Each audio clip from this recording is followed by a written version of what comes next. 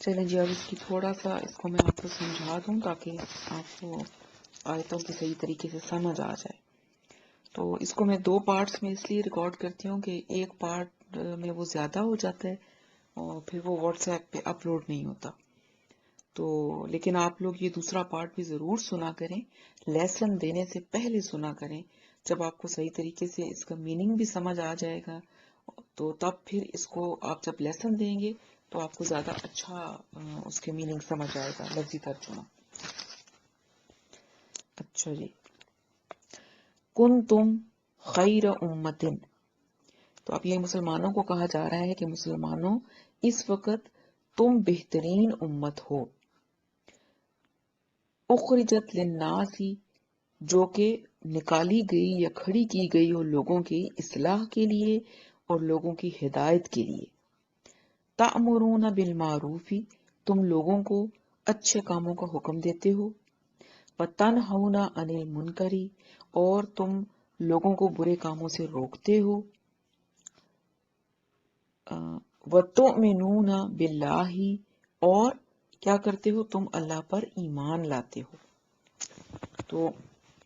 یہاں پر کیا بتایا جا رہا ہے کہ اس سے مطلب علماء نے جو تفاسیر میں لیا گیا ہے وہ یہ بھی ہے کہ جب تک، اصل مطلب تو یہ بن رہا ہے نا کہ مسلمانوں کو کہا جا رہا ہے کہ تم بہترین امت ہو اور جو کہ لوگوں کی اصلاح کے لیے اور لوگوں کی ہدایت کے لیے نکالی گئی ہو یا کھڑی کی گئی ہو، اور تمہارا کام کیا ہے کہ تم لوگوں کو بھلے کاموں کا حکم دیتے ہو، برے کاموں سے روکتے ہو اور اللہ پر ایمان لاتے ہو. تو یہاں پر اس کا یہ مطلب بھی لیا ہے تفسیر کی کتابوں میں علماء نے کہ جب تک مسلمان جو ہیں وہ اچھے کاموں کا حکم دیتے رہیں گے اور برے کاموں سے روکتے رہیں گے تو اس وقت تک وہ بہترین امت رہیں گے. اور جب انہوں نے یہ والا فریضہ یعنی کہ اچھے کاموں کا حکم دینا، برے کاموں سے روکنا، یہ چھوڑ دیا یا اس میں کوتاہی کرنا شروع کر دی تو پھر وہ بہترین امت نہیں رہیں گے. جیسا کہ مسلمانوں سے پہلے بہترین امت کون سی تھی جس کو فضیلت دی گئی تھی؟ وہ بنی اسرائیل تھی. تو انہوں نے بھی جب اپنے یہ سارے کام چھوڑ دیے تھے اور حدود سے تجاوز کر دیا تھا، اللہ کی نافرمانیاں شروع کر دی تھی، تو پھر اللہ تعالیٰ نے ان کو معزول کر کے مسلمانوں کے نئی امت کھڑی کر دی، امت محمدی. اور جن کو اب یہاں پر ایک کہا جا رہا ہے کہ تم ایک ایسی امت ہو جو کہ نکالی گئی ہو لوگوں کے لیے، تو لوگوں کی بہتری کے لیے، ان کو ہدایت کے راستے پہ لانے کے لیے. تو یہاں پر یہ کیوں کہا جا رہا ہے کہ اب ان سے وہ فریضہ لے کر ان کو دے دیا گیا تھا. یہاں پر ایک حدیث بھی یاد آئی، مسلم کی حدیث ہے. حدیث میں آتا ہے کہ نبی صلی اللہ علیہ وسلم نے فرمایا کہ تم میں سے کوئی شخص جب کوئی برائی دیکھے تو اس کو اپنے زور بازو سے ختم کرنے کی کوشش کرے. اگر وہ ایسا نہیں کر سکتا تو پھر وہ زبان سے اس کو روکنے کی کوشش کرے، اور اگر وہ یہ بھی نہیں کر سکتا تو پھر کم از کم اس کو دل میں اس برائی کو برا ضرور سمجھے. اور یہ جو تیسری بات ہے، یہ اس کو ایمان کا کمزور ترین درجہ کہا گیا. تو یہ یہاں پر مسلمانوں کے بارے میں بتایا جا رہا ہے. پھر آگے فرمایا وَلَوْ آمَنَ أَهْلُ الْكِتَابِ، اور اگر اہل کتاب ایمان لے آتے، لَكَانَ خَيْرًا لَهُمْ، تو یہ ان کے لیے بہتر ہوتا. مِنْهُمُ الْمُؤْمِنُونَ وَأَكْثَرُهُمْ هُمُ الْفَاسِقُونَ، ان میں سے کچھ تو لوگ ہیں جو کہ ایمان لے آئے اور مومن ہیں، مگر ان میں جو اکثریت ہے وہ نافرمانوں کی ہے. اب یہاں پر جو ان کے بارے میں بات بتائی جا رہی ہے وہ یہ ہے کہ ایک وقت تھا، جب کہا جا رہا ہے منہم، یہاں پر جو بات بتائی جا رہی ہے کہ ایک وقت تھا جب اللہ تعالیٰ نے بنی اسرائیل کو تمام جہان والوں پر فضیلت دی تھی، جو بھی میں نے آپ کو بتایا. مگر کیا ہوا کہ ان لوگوں نے نہ صرف یہ کہ فریضہ امر بالمعروف اور نہی عن المنکر کو ترک کر دیا، بلکہ خود بھی بے شمار بڑے بڑے گناہوں میں مبتلا ہو گئے، نافرمانیاں کرنے لگ گئے، تو اللہ تعالیٰ نے ساری دنیا کی امامت اور قیادت کی ذمہ داری جو ان کو دی تھی وہ ان سے چھین کر پھر وہ امت مسلمہ کے حوالے کر دی۔ اور اس کا طریقہ کیا تھا کہ وہ جو نبی آخری آنے تھے حضور صلی اللہ علیہ وسلم، وہ جن کی نشانیاں ان کی کتاب میں موجود تھی بنی اسرائیل کی، اور وہ ان کے انتظار میں تھے کہ وہ آخری نبی کب آئیں اور ہم ان پر ایمان لے آئیں، تو وہ نبی اللہ تعالیٰ نے بنی اسرائیل میں نہیں لائے بلکہ بنی اسماعیل میں وہ آ گئے،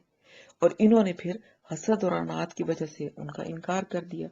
اور یوں بنی اسماعیل میں آنے کا مقصد کیا تھا کہ ان کی نافرمانیوں کی وجہ سے اللہ تعالیٰ ان سے ناراض ہو گئے، اور ان سے وہ منصب لے کر جو ان کو ایک فضیلت والا منصب اللہ نے ان کو دیا تھا وہ لے کر اب ایک نئی امت کھڑی کی اور اس کے ذمہ ڈال دیا گیا، اور اب جو فضیلت انہیں حاصل تھی وہ امت مسلمہ کو دے دی گئی، اور قیادت کی جو یہ تبدیلی آئی اس کی جو علامت تھی وہ تحویل قبلہ تھی، جو کہ آپ دوسرے سپارے میں پڑھ چکے ہیں۔ تو یہاں پر یہ چیز بڑی واضح بتا دی گئی کہ اس طریقے سے تمہاری نافرمانیوں کی وجہ سے اللہ تعالیٰ نے یہ کیا۔ تو یہاں پر ہمیں جو کہ امت محمدی ہیں، ہمیں بھی یہاں پر تھوڑی دیر رک کر سوچنا چاہیے کہ ہمیں کیا منصب دیا گیا۔ ہم بڑے فخر سے کہتے ہیں کہ ہم تو امتی ہیں، لیکن امتی ہونا اتنا آسان کام تو نہیں ہے، ہمیں بھی تو وہ فریضے انجام دینے ہیں، ہمیں بھی جو ہمارے ذمے اللہ تعالیٰ نے ایک ذمہ داری دی ہے کہ دین کو پہلے سیکھو اور پھر اس دین کو آگے پہنچاؤ، یعنی یہ کام ہم نے کس طرح کرنا ہے؟ قرآن کے ذریعے سے، کہ لوگوں تک اچھائی پہنچاؤ، برائیوں سے لوگوں کو روکو، نیکی کے کاموں کی طرف لوگوں کو لائیں۔ یہ سارے کام کریں گے تو تبھی اللہ کی نظر میں ہمارا کوئی مقام ہوگا، ورنہ وہی بنی اسرائیل والی بات ہے کہ جیسے ان کو اللہ تعالیٰ نے ان کے اوپر ذلت اور مسکنت تھوپ دی، وہی چیز پھر ہم پر بھی آ جائے کہ جب ہم اپنا کام نہیں کریں گے تو اگر ہم ان کے نقش قدم پر چلیں گے تو ہمارے ساتھ بھی پھر یہی کچھ ہوگا جو کہ ان کے ساتھ ہوا۔ تو یہاں پر جو یہ بتایا گیا نا کہ اگر اہل کتاب ایمان لے آتے تو یہ ان کے حق میں بہتر ہوتا، تو وہ یہی بات تھی کہ اگر وہ ایمان لے آتے، یعنی کہ اب وہ نبی صلی اللہ علیہ وسلم پر ایمان لے آتے اور وہ اپنے وہ کام جو اللہ نے ان کے سپرد کیے تھے وہ کرتے رہتے تو یہ ان کے حق میں بہتر ہوتا۔ لیکن پھر آگے یہ بھی بتا دیا کہ سارے اہل ایمان اہل کتاب ایک سے نہیں ہیں، ان میں کچھ ایسے لوگ بھی ہیں جو کہ ایمان لے آئے تھے، بہت سارے لوگ اہل کتاب میں سے ایمان لے بھی آئے تھے، بہت سارے نہیں، کم، لیکن اکثریت جو ان کی ہے وہ نافرمانوں کی ہے۔ تو اگر یہ اہل کتاب جو تھے یہ ایمان لے آتے تو یہ پھر اس ذلت اور خواری سے بچ سکتے تھے جو کہ ان کے مقدر میں آ چکی ہے، اور یہی چیز جو ہے یہ ایک رول، ایک پرنسپل ہے جو سب کے لیے ہے۔ اگر امت مسلمہ جو اب ان کی جگہ پر آئی ہے اگر وہ یہ سب کچھ کریں گے تو پھر یہی ذلت اور یہ خواری ان کے بھی مقدر میں ہوگی۔ لن ہرگز نہیں، یضرکم الا اذن، بگاڑ سکیں گے یہ تمہارا سوائے تمہیں تکلیف دینے کے یا تمہیں ستانے کے۔ وَإِن يُقَاتِلُوكُمْ، اور اگر یہ تم سے لڑیں گے، يَوَلُّوكُمُ الْأَدْبَارَ، تو وہ پیٹھ پھیریں گے یا تم سے، یعنی کہ میدان جنگ میں سے تمہارا سامنا نہیں کر سکیں گے بلکہ بھاگ جائیں گے۔ ثُمَّ لَا يُنصَرُونَ، اور پھر ان کی مدد نہ کی جائے گی۔ ضُرِبَتْ عَلَيْهِمُ الذِّلَّةُ، چسپاں کر دی گئی ہے ان کے اوپر ذلت، اینما، جہاں کہیں بھی، ثقفوا، وہ پائے جائیں گے، الا، سوائے، بحبل من اللہ، سوائے اس کے کہ وہ اللہ کے عہد میں آ جائیں، وحبل من الناس، یا پھر وہ لوگوں کے عہد میں آ جائیں، وباؤ، اور وہ لوٹے، بغضب، غضب کے ساتھ، من اللہ، اللہ کے، یعنی اللہ کے غصے اور غضب کے ساتھ لوٹے، وضربت، اور چسپاں کر دی گئی، علیہم، ان پر، المسکنۃ، محتاجی۔ اور یہ سب کچھ کیوں ہوا؟ ذالکا، یہ سب کچھ جو اوپر ہم نے پڑھا ہے یہ کیوں ہوا، یہ ذلت اور یہ مسکنت کیوں ان پر ڈالی گئی؟ بِأَنَّهُمْ، اس لیے کہ کانوا، وہ تھے، یکفرون بآیات اللہ، نمبر 1 اللہ کی آیتوں کا انکار کرتے تھے، وَيَقْتُلُونَ الْأَنْبِيَاءَ اور نبیوں کو قتل کرتے تھے، بغیر حق نا حق بغیر وجہ کے، وجہ تو کوئی نہیں ہوتی تھی نا، وہ تو صرف اللہ کی طرف بلاتے تھے اور اس وجہ سے وہ ان کو قتل کر دیتے تھے۔ ذالک یہ بما اس وجہ سے عصوا کہ انہوں نے نافرمانی کی، وقانو اور وہ تھے یعتدون حد سے بڑے ہوئے یا حد سے بڑھ جایا کرتے تھے۔ اب یہاں پر کیا ہے، سب سے پہلے کیا بتایا گیا کہ یہود جو ہے وہ تمہارا، مسلمانوں کو بتایا جا رہا ہے کہ وہ تمہارا کچھ نہیں بگاڑ سکیں گے۔ اب جب یہ آیتیں نازل ہو رہی تھی مدینہ میں، تو اس وقت کیا مدینہ کے اندر یہود کے قبائل آباد تھے اور ان کا کام کیا ہوتا تھا کہ وہ سازشیں کرتے تھے مسلمانوں کے خلاف، اور مسلمانوں کے ساتھ کھلم کھلا نہیں لڑ سکتے تھے، اتنی جرأت ان میں نہیں تھی، تو وہ ساز باز کرتے تھے۔ تو یہی چیز یہاں بتائی جا رہی ہے کہ یہود صرف سازشیں کر سکتے ہیں، تمہیں ستا سکتے ہیں، اس کے سوا وہ تمہارا کچھ نہیں بگاڑ سکتے۔ یہ مسلمانوں کو بتایا جا رہا ہے، اور اگر وہ تمہارے مقابلے میں آئیں گے کسی وجہ سے بھی یا کسی کے ساتھ مل کر، تو بری طرح مار کھائیں گے۔ تو یہ جو کچھ ہے اس کی وجہ کیا ہے، ایسا کیوں ہے؟ وجہ یہ ہے کہ انہوں نے اللہ کی نافرمانی کی اور انبیاء کو قتل کیا، اور ذلت سے بچنے کے دو ہی صورتیں بتائی گئی ہیں یہاں ان آیتوں میں،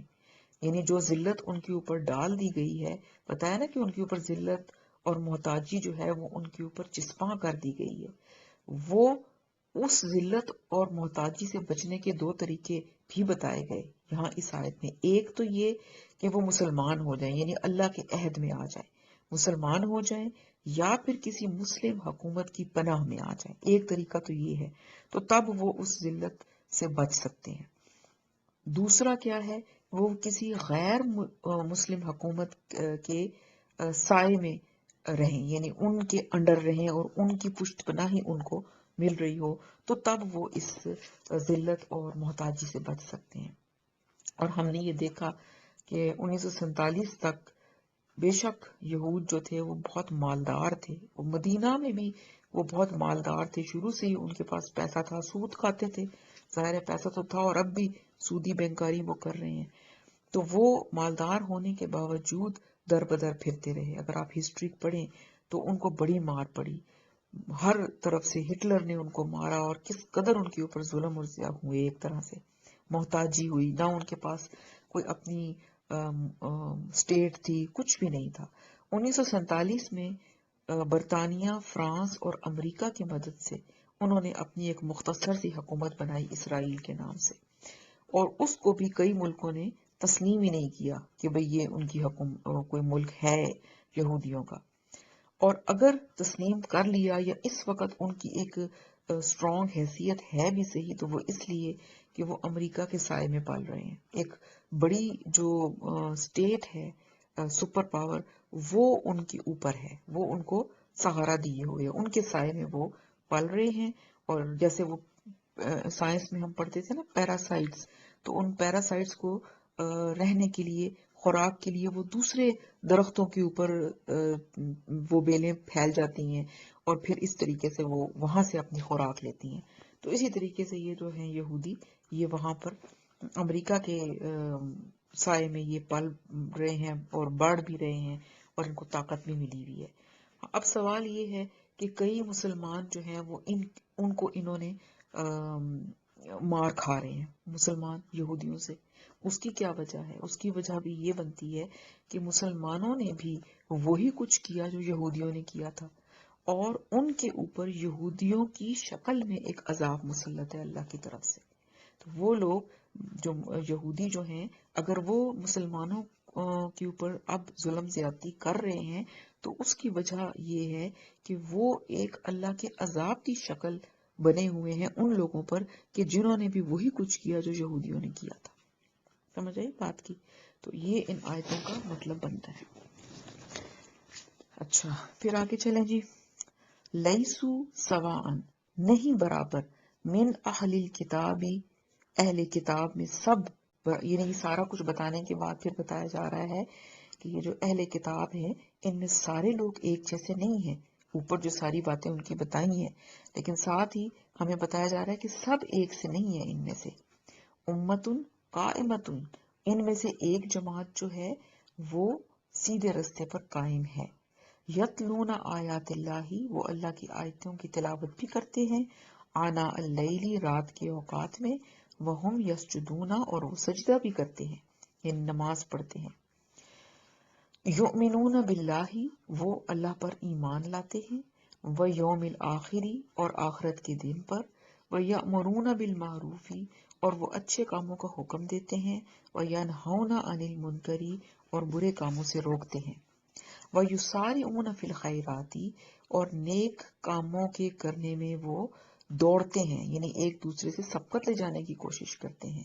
وَأُولَٰئِکَ مِنَ الصَّالِحِینَ، تو یہی لوگ ہیں جو کہ صالحین میں سے ہیں، نیکوکاروں میں سے ہیں. اب یہاں پر دیکھیں کہ اسلام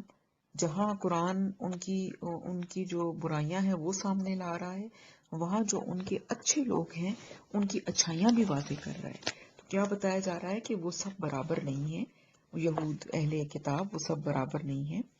کچھ ان میں اچھے لوگ بھی ہیں کہ جیسے کہ عبداللہ بن سلام وغیرہ تھے. مدینہ میں جب آپ صلی اللہ علیہ وسلم مدینہ تشریف لائے تو وہ جو تھے عبداللہ بن سلام، یہ ایک یہود کے عالم تھے بہت بڑے. تو یہ آپ کی خدمت میں حاضر ہوئے. اب چونکہ عالم تھے، تورات پڑھتے تھے، سمجھتے تھے، تو ان کو پتا تھا تورات میں تو آپ صلی اللہ علیہ وسلم کی نشانیاں موجود تھی. اور قرآن میں ایک جگہ پر آتا ہے کہ ان نشانیوں کی وجہ سے جو اہل کتاب تھے وہ آپ صلی اللہ علیہ وسلم کو یوں پہچانتے تھے جیسے کہ وہ اپنے بیٹوں کو پہچانتے ہیں، یعنی اتنے واضح نشانیاں موجود تھیں. تو عبداللہ بن سلام جو تھے یہ حضور کی خدمت میں حاضر ہوئے اور انہوں نے چند سوال پوچھے آپ سے، اور جب ان کو لگا کہ یہ تو بالکل صحیح رسول ہیں، وہی رسول ہیں جن کی نشانیاں ہماری کتاب میں موجود تھیں، تو وہ فوراً مسلمان ہو گئے.